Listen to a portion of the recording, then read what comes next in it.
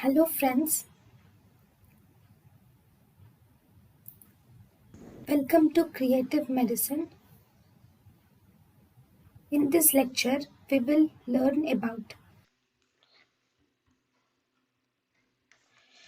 Vasopressin. Vasopressin is actually a peptide hormone, and this vasopressin is released by the posterior pituitary. It occurs mainly whenever there is increased plasma osmolarity is present in the blood. This increased plasma osmolarity of blood will cause production of Vasopressin will mainly produce the aquaporins. When they produce the aquaporins, this will cause the reabsorption of water from the distal convoluted tubule. It causes reabsorption of water from the distal convoluted tubule into the blood. Then actions of vasopressin is by three receptors mainly. We have V1 receptors.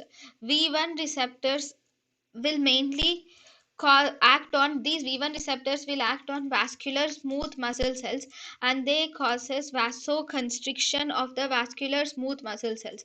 This vasoconstriction of vascular smooth muscle cells occurs by GQ receptor.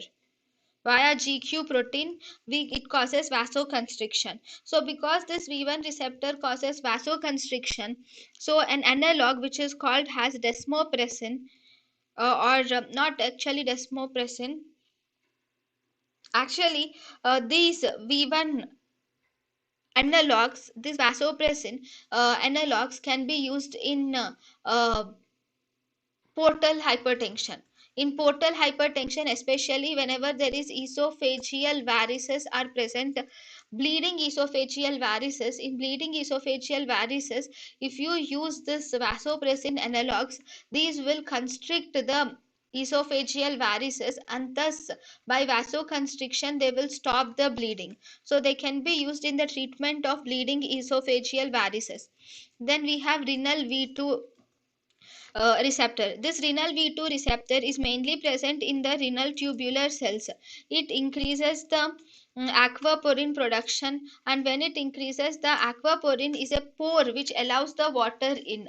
So in the renal tubular cells, whenever the vasopressin will activate the production of aquaporin proteins.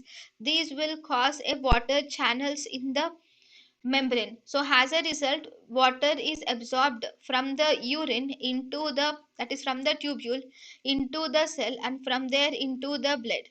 So this helps in conservation of water, or it helps in absorption of water. So it increases the aquaporin channels. Once there is increased aquaporin channels, thus it increases the water permeability, and this increased water permeability will increase the water reabsorption, mainly in the collecting tubules. This reabsorption occurs in the collecting tubules, and this V2 receptor mainly acts via GS subunit of G protein coupled receptor. Then we have extrarenal type of vasopressin receptor, which is V2 like, extrarenal V2 like, or we can also call it as V3. This extrarenal receptor or V2 like, this will cause release of factor 8, and it also causes release of von Willebrand factor also. So the drugs which are vasopressin analogs are, we have three main drugs. One, it is lispressin. Lispressin has almost equal action on V1 and V2. It has equal action on V1 and V2, whereas desmopressin has more action on V2 more than V1. Then we have terlipressin. Terlipressin has more action on V1, action is more than V2. So thus the terlipressin is used in the treatment of esophageal varices. thank you and thank you for watching.